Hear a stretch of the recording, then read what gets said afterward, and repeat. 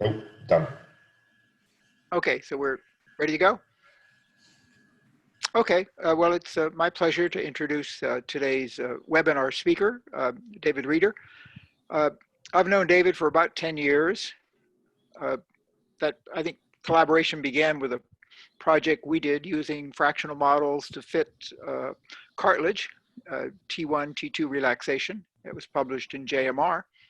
And looking at his CV a little before the talk here, I realized that our backgrounds are very similar. I started out in engineering, going into bioengineering, and then postdocing at NIH. In David's case, he was an undergraduate in mechanical engineering at North Carolina State. Did his master's and PhD work in in mechanical engineering and bioengineering sciences, I guess, at UC Davis, and then postdoced at NIH, or the National Institute of Aging, which is part of NIH. Most of that is associated with Richard Spencer and his research lab. Now he's a professor at Emory University in the Department of Radiology and Imaging Sciences and in the departments of orthopedics. He uses MRI to study muscle, connective tissues, and other diseases of mechanical, electrical, and functional cases involving athletes, the general population, patients, and a particular interest on aging. MRI, of course, is a tool to acquire quantitative information, both spectroscopic and relaxation and diffusion. Today, he's going to talk to us about some modeling of perfusion, but it's all part of his general theme to examine biomechanical, metabolic, and functional changes in organs and tissues and health and in disease. So with that, I will give you the floor, Dave, and looking forward to hearing your presentation. Thank you, Richard. I appreciate that. I'm going to try to share my screen here.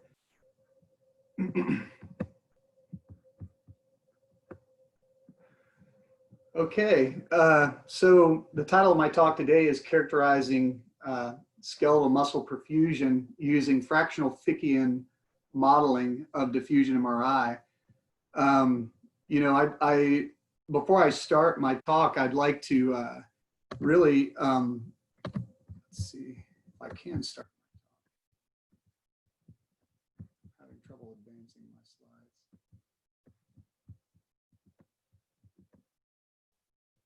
slides. I wanted to really thank Victor for really being a champion of this this study group, you know, which was really supposed to happen in person. Of course, COVID changed that, you know, this has affected people disproportionately, of course, as we know. But you know, on sort of a lighter note, you know, within our house, just wanted to sort of share some of our struggles that I think everybody's been struggling with here.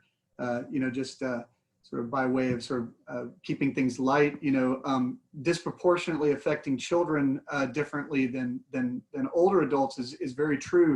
In my house, it's sort of an endless summer where you get into ramp building and jumping your bike and Warholian explorations into self-portraits and home training tools that you design because the climbing gym is closed.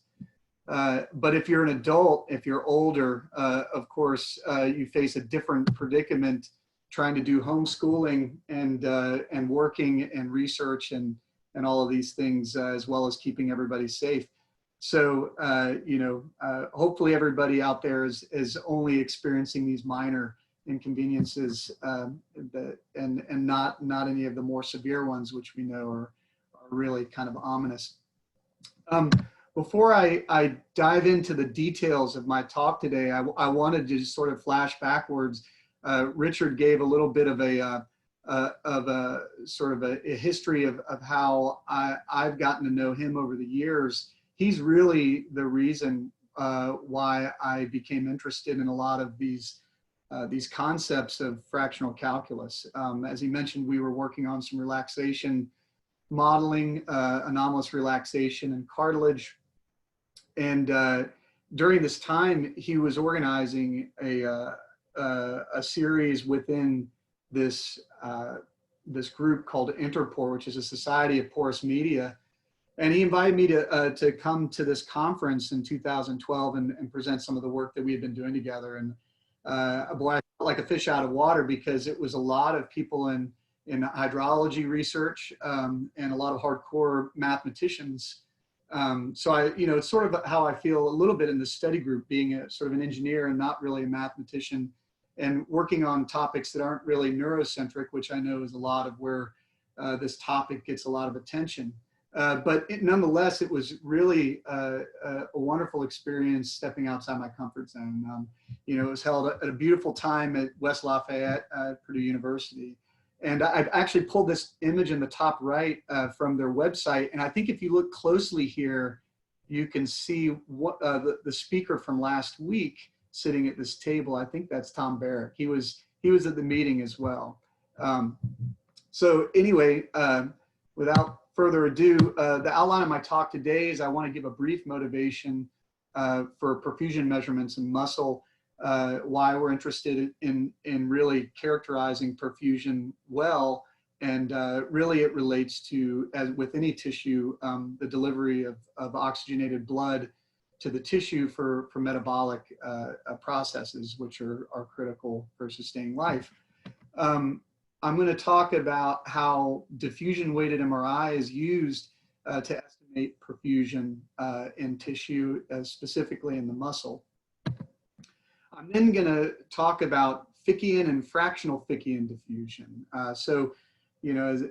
This is really going to sort of try to motivate some of the fractional order modeling that we're doing to estimate muscle perfusion.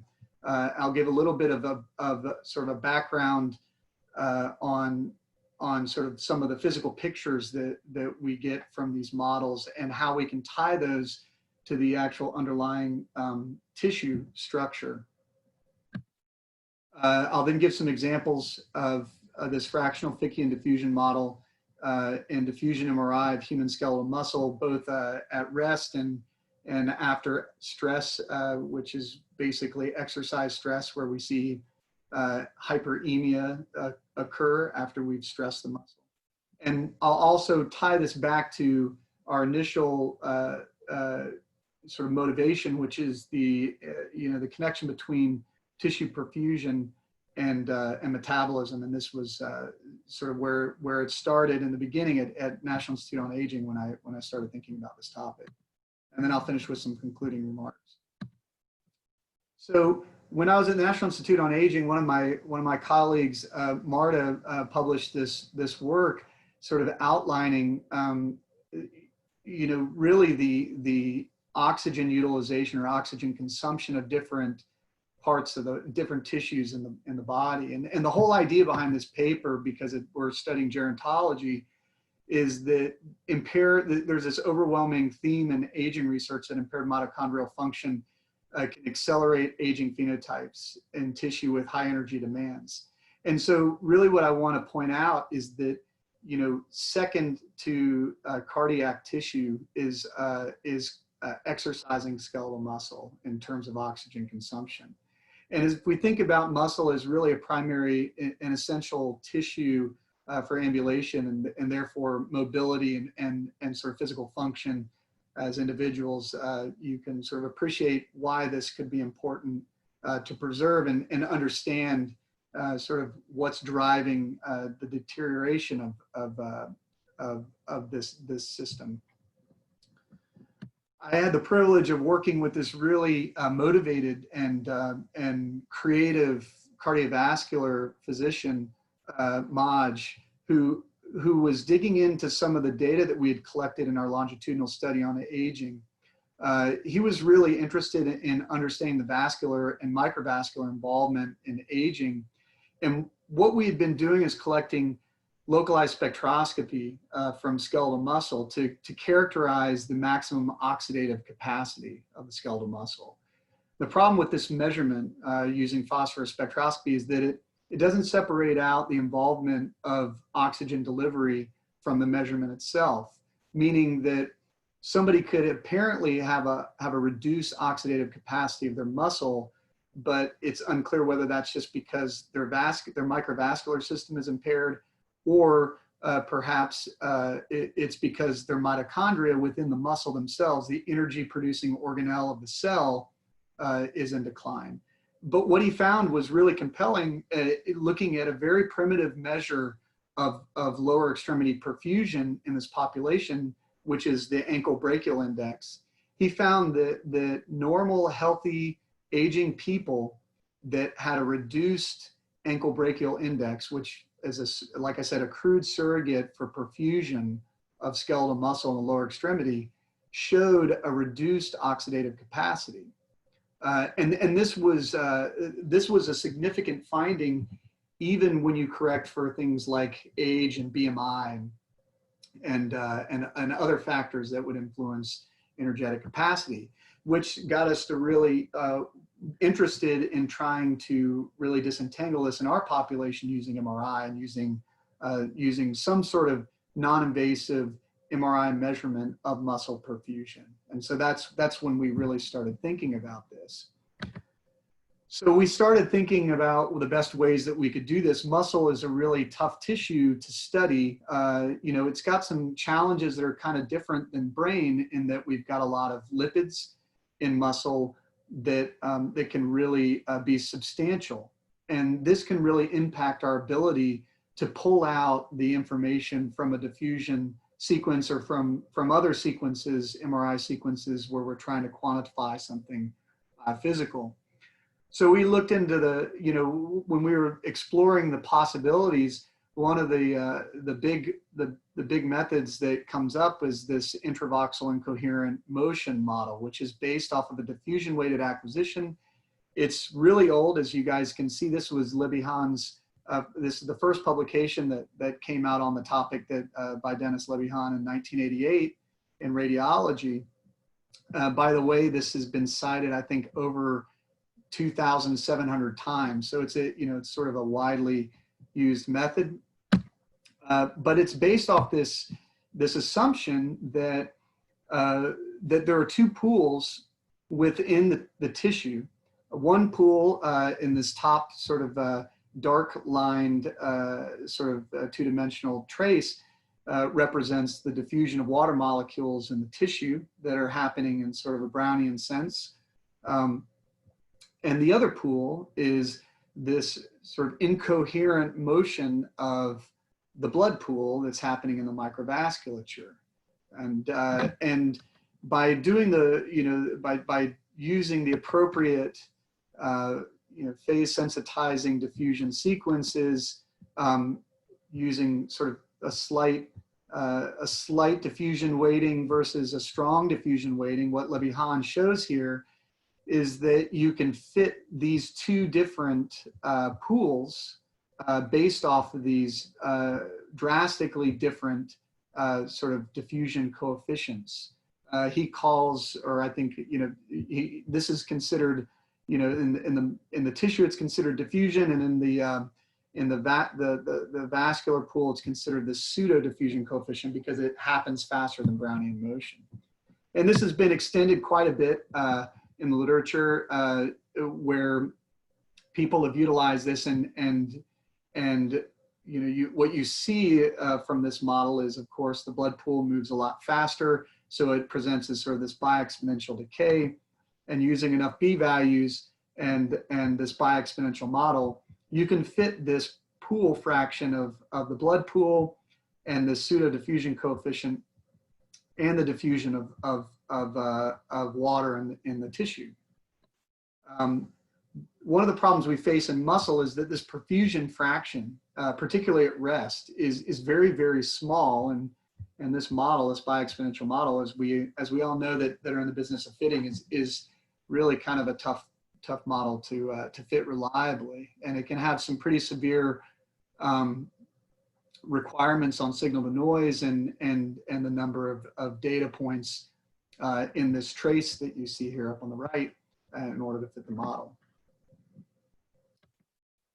But nonetheless, this is a nice collation of literature that's been published using this in various parts of the body outside of the brain that my colleagues Aaron England and Eric Sigmund had sort of jointly put together. There's about 27 papers reporting different perfusion fractions in different in muscles from different parts of the body. You can see that this perfusion fraction varies widely between regions of the body as well as within a region. And some of this is probably physiologic, and some of this could also just be due to the difficulties in using this model.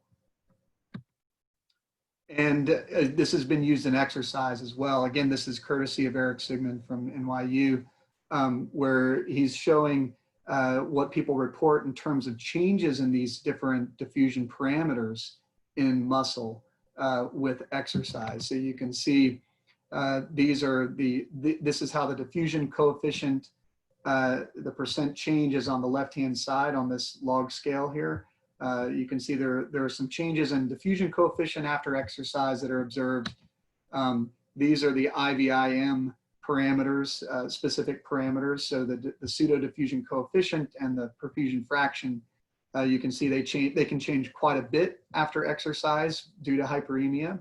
And then some people have actually used even DTI to study what happens in muscle with exercise.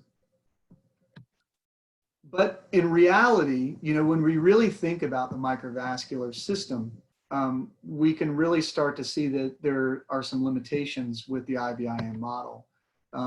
This is a really, I think, illustrative picture of skeletal muscle microvasculature from a murine model using quantitative micro CT. And what they did in this study was that they were able to actually quantify the percentage of blood vessel diameters within the muscle. And what you can see from this, this histogram, of course, is that there's a very, very broad distribution of vessel sizes within skeletal muscle, within any given cubic centimeter of skeletal muscle. So it's got multiple scales of vessels that are all sort of intertwined and providing blood flow to the tissue. So when we go back to the IVIM model assumption here, what this model doesn't really provide is the opportunity for a broad distribution of blood flow velocities, because it's based off of this assumption, this Gaussian assumption of mean square displacement being proportional to time. So just to sort of describe skeletal muscle perfusion in a little bit more detail, we know, as I mentioned in that previous slide, we know that skeletal muscle microvasculature exhibits this space-filling fractal network of branching tubes. There's a really beautiful paper published by West and al. In Science down here that I'm citing that talks about how allometric scaling is based off of this assumption and how well it holds and is preserved across different living systems. But we have this network of multiple scales of vessels at various levels within skeletal muscle. And that this blood flow in this microvasculature does exhibit incoherent motions, but it happens over a broad range of velocities. And one other detail that's important to note is that water is constantly being exchanged through between the vascular and extravascular spaces here. This little inset illustrating what a capillary would look like with a red blood cell in it. It's a fenestrated vessel that allows fluid transport and as well as other things to be moved between the cell and the vascular system. Just to illustrate a little further how broad these distributions of velocities can be, this study, there were a number of studies done back in the 80s using this technique called intravital microscopy that's using basically a dark field microscope where they would open up these animals and they would find portions of tissue, and they could track the movement of individual red blood cells in the smaller vessels. And they would show up on this dark field because the individual red blood cell would occlude the vessel enough to see sort of a contrast. And they took videos. It was a real tour de force. But from this, they were able to show repeatedly among a bunch of different studies this broad and sort of heavy tail distribution of velocities of red blood cells in these smaller vessels. So, you know, we can see that at the capillary level, there's a wide range of velocities that we would expect. So flashing back to what I learned when I was at Interpor, at the Interpor meeting, you know, I was really inspired by a lot of the work that's being done in the hydrology research space. You know, and it's a really interesting problem, the idea of trying to model the transport of contaminants in an aquifer.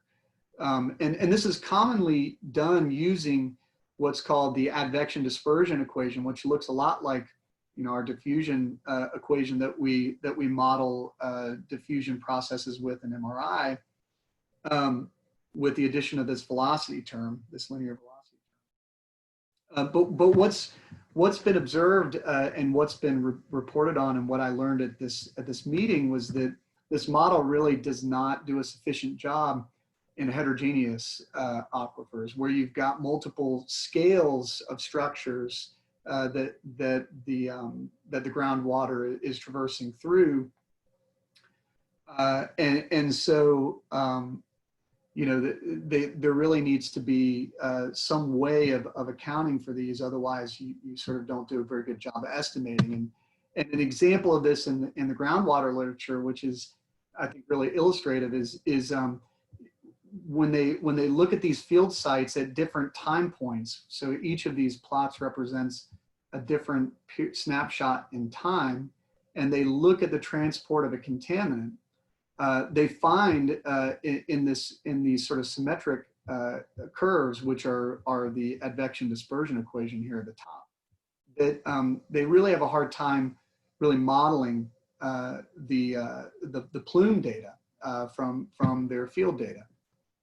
But that this instead this alpha stable distribution is able to capture the leading edges and trailing edges of this plume more accurately, and so we can start to see here that this fractional differential equation has quite a bit of utility in this heterogeneous aquifer that's being modeled here. So I hope you can see this sort of connection between the perfusion and skeletal muscle and a heterogeneous aquifer. I know it's a little bit of a stretch, but just bear with me. When we think about you know, the advection dispersion equation,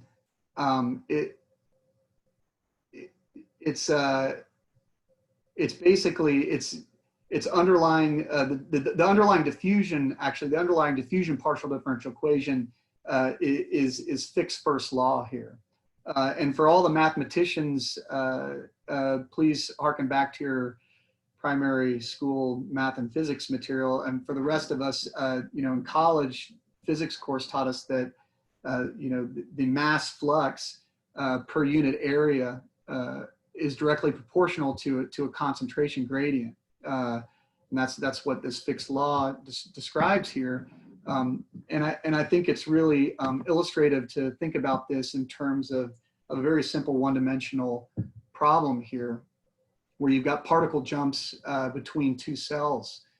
So we can formulate this problem based off of random jumps that are happening at the rate r, where these particles that are represented by m are jumping back and forth between these cells. And if we reformulate this in terms of concentrations and use the Taylor series expansion, we can recover Fick's first law here as the limit of delta x approaches 0. But in order to do that, in order for diffusion, the diffusion coefficient to be a constant, we require that as delta x approaches 0, the rate grows at the same rate as delta x squared. So this puts a limit on the velocity of particle jumps that can occur for Fick's law to hold and for diffusion to be a constant. What would be more convenient, of course, is if we could sort of have a non-local behavior where particles aren't constrained to jump to just adjacent cells, but they could jump past adjacent cells. And for those of you that saw Richard Megan's talk in the first talk of the series, where he described really nicely how this fractional derivative here is actually exhibits this non-local behavior. You know, I won't get into the details of these derivatives. This is the Riemann-Liouville and I think it's the wheel fractional derivative. But nonetheless, it gives us this ability to actually allow for greater jump lengths. So instead of this standard Taylor series, we can use a generalized Taylor series that leverages this capability of the fractional derivative. And we can recover fractional Fick's first law, where we now have a different requirement for this to hold so that diffusion can remain a constant. And we see that as delta x approaches 0, the velocity of the jumps has to basically grow at the same rate as delta x to the q plus 1. And in this case, q plus 1 is the order here of the fractional derivative. So there's a link between scale and the order of the derivative. So stochastic picture of this process is also helpful in connecting our physical picture to probability distributions. Again, if we start with the Gaussian case, we can connect the central limit theorem, which states that an appropriately normalized sum of identically and independently distributed finite variance random variables divided by the number of random variables will converge to a Gaussian distribution with 0 mean and unit variance. It's easy to sort of reformulate this or recast the central limit theorem in the context of a random walk situation here, and so what we see from this is that the jumps must grow, or the probability of the jump length must grow as the square root of dt to the 1/2. So again, this is that limit of jump length. But that's really, the central limit theorem is really a special case of Levy's general limit theorem, which basically says that a normalized sum of any independent and identically distributed random variables will converge to an alpha stable distribution with a stability index of alpha. So again, this is tied to the fractional derivative here, where alpha is equivalent to 1 plus q, which is the order of the fractional derivative.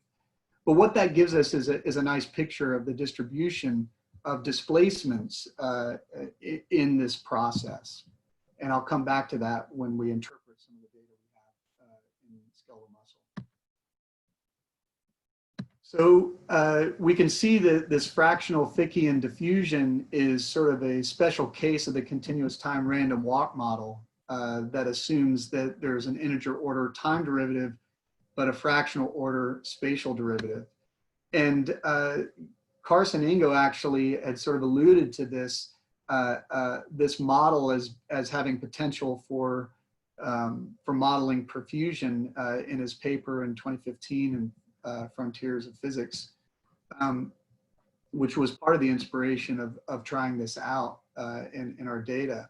And he derived this expression that shows that this turns into a stretched exponential fit of the diffusion weighted signal, and that it amounts to this, this mean square displacement that's proportional to time raised to the 2 over alpha.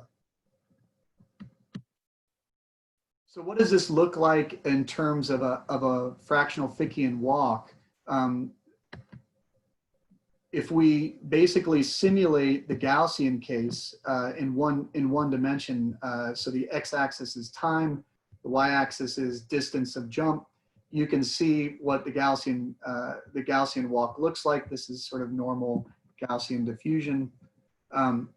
As alpha starts to deviate such that 2 over alpha is greater than 1, what we start to see is that the distance of jumps is much greater than what you see in the Gaussian diffusion case. So moving on to some of the data that we've analyzed, we collected some data from healthy volunteers from their mid-thigh using standard spin echo diffusion weighted sequence.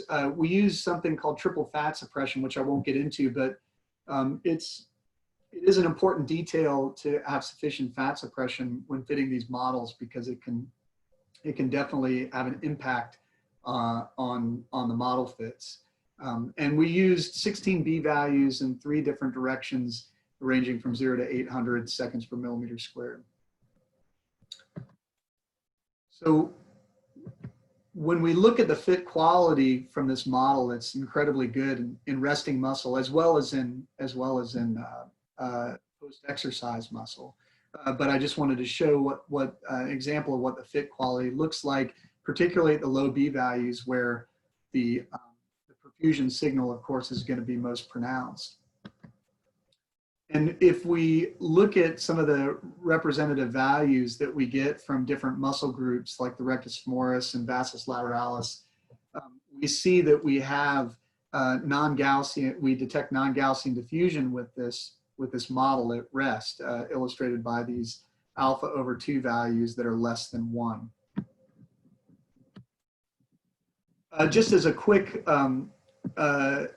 note on the stability of this model in comparison with the IVIM model, we've been doing some sort of Monte Carlo comparisons looking at error of these different models and the parameters that you get from these different models under different conditions, and in particular when you have fat present. And you can see that the variance in terms of the dispersion of the error in our estimating alpha compared with that of the pool size of blood from the IVIM model is quite a bit lower. And when we look at bias, one of the things that's interesting to note is that the bias, although we do have a bias error that occurs with increasing amounts of fat fraction, what you see in the IVIM model is that this bias has somewhat of a dependence on the amount of perfusion that's actually there. So this can be kind of confusing to interpret, particularly given the fact that that you might overestimate the amount of perfusion in somebody that has a higher fat fraction, which is counterintuitive to what you would expect physiologically. You would expect if somebody has a lot of adipose tissue that they might not be as well perfused and they might have some impairment in their microvascular system. So if we think about capillary volume fraction, and we do sort of a back of the envelope calculation based off of what's been published in the literature. You can see I've got some numbers here from some of the microscopy studies where it's pretty consistent that you find in healthy skeletal muscle about 330 capillaries per square millimeter in muscle, and capillaries have about an average diameter of about 5 microns. What that amounts to is a capillary volume fraction of about 0.0065, which is quite a small volume that you're trying to detect. So, you know, it is a tough problem. But what's interesting about the use of this fractional model is that what we can do is, using the alpha stable distribution, we can actually, and using some a priori information about what the expected velocities of blood is in the capillary at rest, which is published in the literature and which I showed a few slides back. What we can do is we can estimate using the CDF what the what the vascular fraction might look like, and by using some of these estimates, we get numbers that are really close to what we would estimate based off of the volume fraction from microscopy studies. So which is interesting. We're in the ballpark of that 0.006 number at rest. So what I'm showing here is just how how much the cumulative distribution function varies with these small changes in alpha over 2 that we're observing here compared with the Gaussian case. Now, we also had these subjects exercise in the magnet. We had them do a series of knee extension exercises, and then we measured them post-exercise just to see what kind of hyperemic effect we would observe with this technique. And we see about a 3-fold increase in this estimated vascular fraction post-exercise, which is consistent again with what's been published in the literature. Lastly, I want to move back to sort of what motivated us to study this model in the first place. We were doing this work looking at oxidative capacity and aging, and we wanted to sort of understand whether oxidative capacity and perfusion were at all related. And what we found with this measurement with age is that now you'll notice that I've got a 1/alpha, which is kind of a funny way to think about this, but this is, you can think about the bigger this number is, the more perfusion there is in the muscle. You can see that we observed in our population a significant decrease in perfusion, resting perfusion with age. And we also noticed that there was a decrease in their oxidative capacity with age, and that these were also correlated, the perfusion and oxidative capacity. But interestingly, when we ran some stepwise models, we observed here, I know this is a busy table, but the take-home message here is that when you account for perfusion, when you look at the effect of perfusion on the oxidative capacity, age no longer becomes significant, which sort of speaks to the strength in which perfusion and in vivo oxidative capacity are sort of related to each other in this population. So it's a sort of an interesting validation that, you know, these joint measurements of metabolic activity and perfusion are important in skeletal muscle. So just want to wrap up with some discussion points. We see that there's a connection between the continuous time random walk fractional order parameter alpha and the stability index of the stable diffusion PDF. This alpha describes fractional Fickian diffusion, capturing this anomalous super diffusion in muscle with values that deviate from 2, which we observe in our at rest and post-exercise. This anomalous superdiffusion is exhibited to varying degrees in each muscle and reflected by this single alpha parameter, which can be tied to this sort of intuition of vascular fraction. And this fractional Fickian PDF predicts microvascular volume fraction consistent with these histological measurements. So we have a connection between the stable distribution and the diffusion propagator provides this sort of an intuitive interpretation of alpha in terms of muscle perfusion. And our preliminary results suggest the potential use of this alpha parameter for quantifying resting and hyperemic muscle perfusion. And direct comparisons of quantitative perfusion measurements using other modalities, of course, are needed for further validation. But we feel like we're off to a good start in terms of, that there's a lot of support for this as a viable model and more stable solution to fitting diffusion data in skeletal muscle. And with that, I'd like to just acknowledge all my colleagues that worked on this topic with me from the NIH. A couple of them are now in other places. Fatima is at Vanderbilt, and Donnie is I think actually in Leiden now, but he was at University of East Anglia.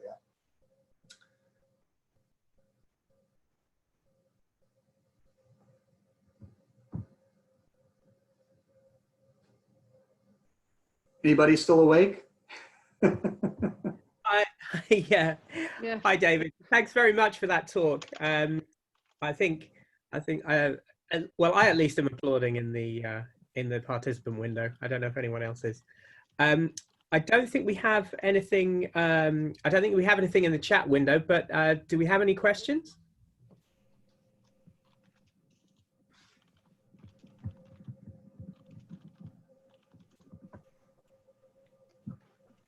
Well, okay, so maybe I have a question to get us kicked off.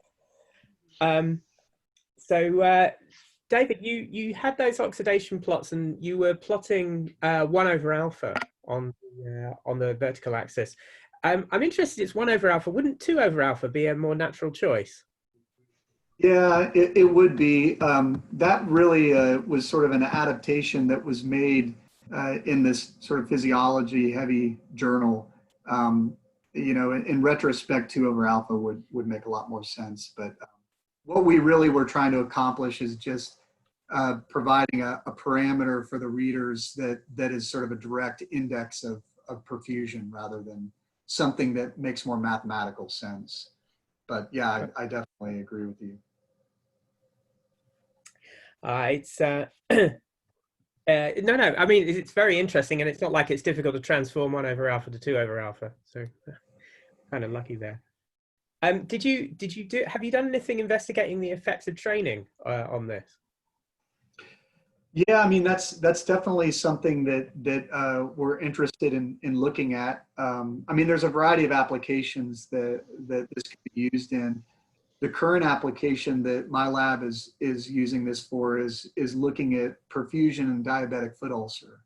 So we're really interested in understanding in more pathological situations whether you can predict whether tissue is viable or not.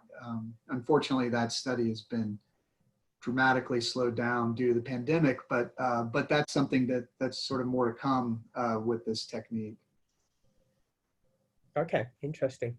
We've got a couple of points coming up in the chat window here. I guess Richard, does that answer your question about whether alpha goes up or down with exercise? No. Oh, you're wondering if alpha would go up or down. Well, yeah, I mean, we see that. I guess the answer is yes, right? Well, I mean, what you can see, what you can see here is that with a lower alpha value, you're in essence getting more super diffusion. And so what you would observe, in the alpha parameter is that with an increase in perfusion, you would get a lower alpha value. So that's more super diffusion, higher, right. the super And diffusion what component gets bigger. that's right. And it basically directly translates to this alpha stable distribution to these tails here, that if you can see my cursor, these tails that actually sort of capture larger jump lengths at this diffusion time, and therefore that equates to larger velocities of blood flow. So that's sort of the connection between the PDF and the and the physical picture. Okay, good, thanks. Victor, you have one, maybe two, maybe three questions. Would you like to ask? Yeah. Just depends on how we go, I guess. I'm actually, we have some experience, some limited experience with the IVIM model. And I just wanted to get, some of your thoughts around this thing. So I've been thinking about this, and because I do some relaxation stuff as well, I noticed that in the IVIM model, you don't have an S0. You basically normalize your signals before fitting. Is that correct? Yeah, that's typically what we do, just to minimize the number of parameters to fit. Yeah, so then I was wondering, because normally S0 would carry the relaxation properties, or will be influenced by relaxation. Right. Can you comment on maybe whether, I don't know if there is, but like I would be interested to know if there is any studies or you have any experience with how relaxation will influence those parameters that you fit, like the IVR, or the sort of pseudo diffusion fraction and D-star. Oh, that's a good question. I mean, I do agree with you. I think that, that in the IVIM work that I am familiar with in this field of muscle, that's largely ignored, and it's, there could be relaxation differences that occur in a given change of state in which this model is used, that could have an impact on your measurements. But yeah, I think that's largely ignored. To be honest, I haven't really thought about it in terms of the fractional model. But I think that would be a really interesting thing to explore, particularly, for other applications where you think that you would be that you would have properties of the tissue that would modulate relaxation on that length scale. So I think it's a great question, but I don't really have much experience or thought on it. Yeah, because because in the IVIM you have two exponentials, and you're basically getting their volume fractions, I guess. And I think there you probably would have to assume that the relaxation times of those two compartments would have to be not the same, I guess. Well, yeah, if you're really trying to get a volume fraction, you will see people assuming different relaxivities of those different pools and correcting for them after the fact. But it's really quite variable how people report these values. I think, in the IVIM work that we've published, we tend to do that correction so that F sub P is at least, we estimate a correction for it. Okay. But it's an assumption. We're not measuring those things directly in our work. It just takes too much time. Yeah. Can I ask another one then? So you had those you had changes with age. Did you compute relaxation times as well for the muscle? Not in this study. No. In fact, I don't even think that we've collected. I don't even think we've collected anything quantitative in these subjects beyond diffusion and spectroscopy. Yeah, so because I'm just wondering what, I mean, you showed that, the perfusion and stuff changes, but are there other things that change as well, like muscle density or something? Yeah, certainly. We've been very interested in composition changes that occur with age. And this is data from the longitudinal study on aging from the NIA, which is one of the longest, standing aging studies that's out there. Historically, that is changes in muscle composition have been made using CT and density measurements based off of CT. And there was an effort when I was there to try to convert over to other types of measurements, like a Dixon image to sort of measure contractile tissue separate from adipose tissue. But in terms of other more sophisticated techniques like magnetization transfer or relaxation, or things that might tell you about the deposition of fibrous tissue or changes in composition, there really hasn't been a lot of work done, largely because it's a high throughput type of longitudinal study with limited amount of time. So they really pick and choose how much they're willing to put each person through. Diffusion tensor imaging on a subset, but that's about it. No relaxation studies.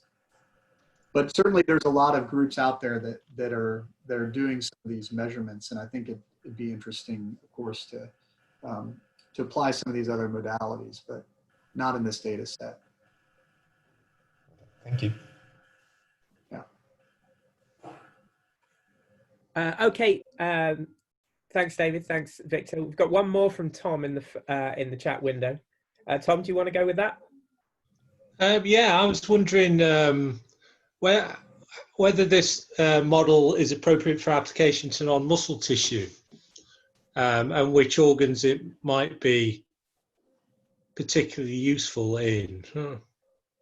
Yeah. I mean, I'm very interested in that question, Tom. I think that it's a general model, and given, I'm more familiar with muscle and with the microvasculature of muscle, but it's hard to ignore a lot of these studies that are sort of more detailed destructive studies looking at microvascular system do look at brain and muscle and the same model systems, and you see very similar profiles. Of course, this scaling it happens throughout the entire body in terms of vessel size and densities, and therefore flows within each of these vessels would be expected to follow these heavy-tailed types of distributions.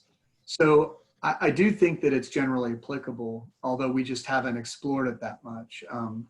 And I have seen people fitting the stretched exponential to diffusion data that's collected in this fashion with low b-value data in other organs, but the interpretation just hasn't really been that clear in terms of what the parameters they're getting from those fit really mean physically.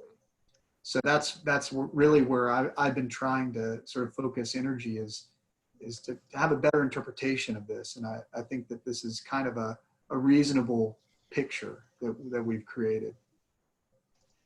Yeah, no, it's very interesting. I mean, I guess a lot of the studies in most other tissues and in muscle, the B values remain relatively low because you can't actually push. You can't get signal at higher B values. In the brain, where you can get higher signal, do you think these models would still hold if you had the larger tails that were associated with higher B values in that data? So if you push the B value out, because I mean, that's something. Yeah, go ahead. Well, I just wonder whether they'd be flexible, because they're clearly picking out information at low and kind of intermediate B values. But if you then create the big diffusion tails that you see in the data at higher B, I'm just wondering whether you could fit this and you'd still get that information out, or whether you'd need to modify model slightly. Yeah, yeah. I have hesitated to collect those types of data until we've got, you know, in the context of this problem, because I agree with you. I'm not really sure whether we would sort of lose our sensitivity to these perfusion effects with these large p-values. I do kind of wonder if there's a way that this model could be modified to incorporate both of those effects and still capture the important information at the large p-values that's more related to the structure of the tissue. You know, I have fit the full continuous time random walk model to skeletal muscle, but I am not really ready to interpret and talk about it yet.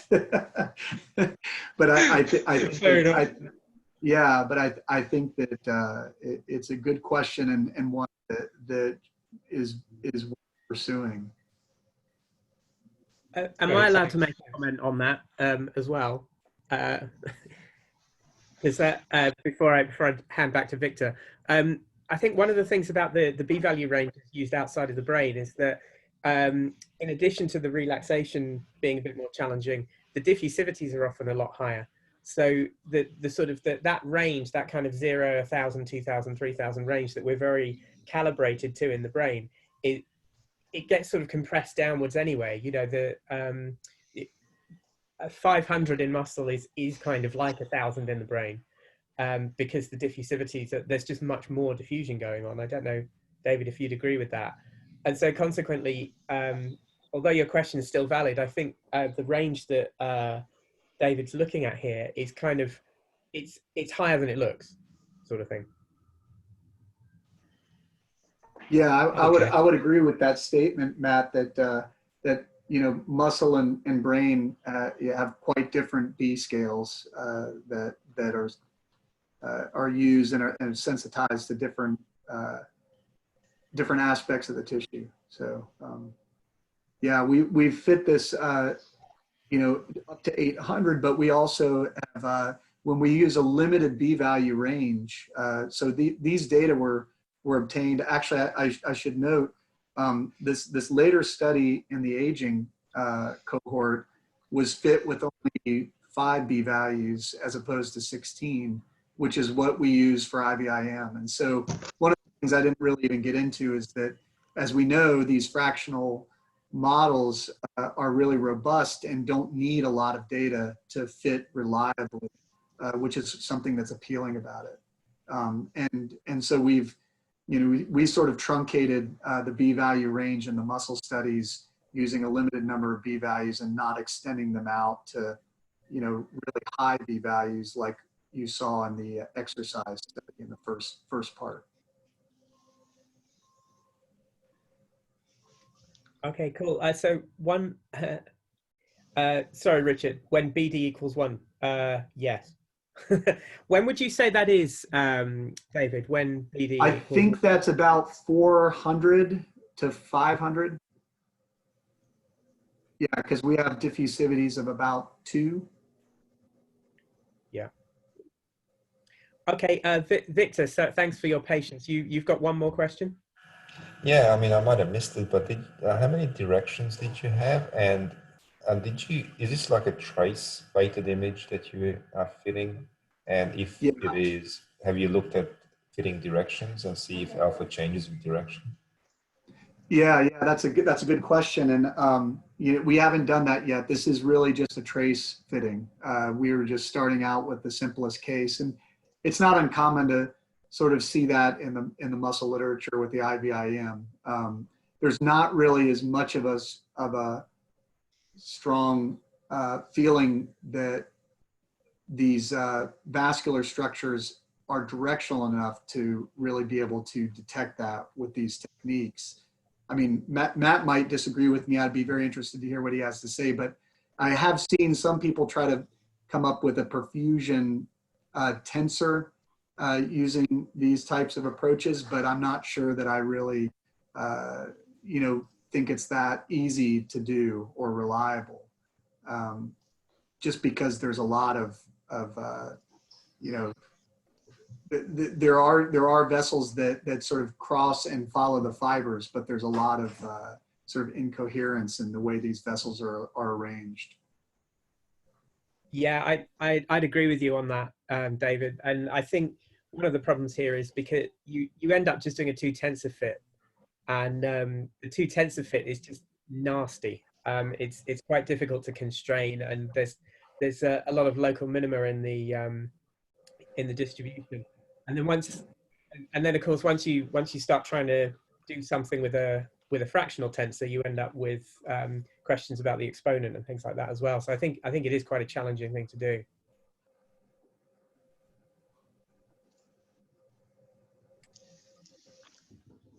Okay, are there any more questions anyone would like to ask?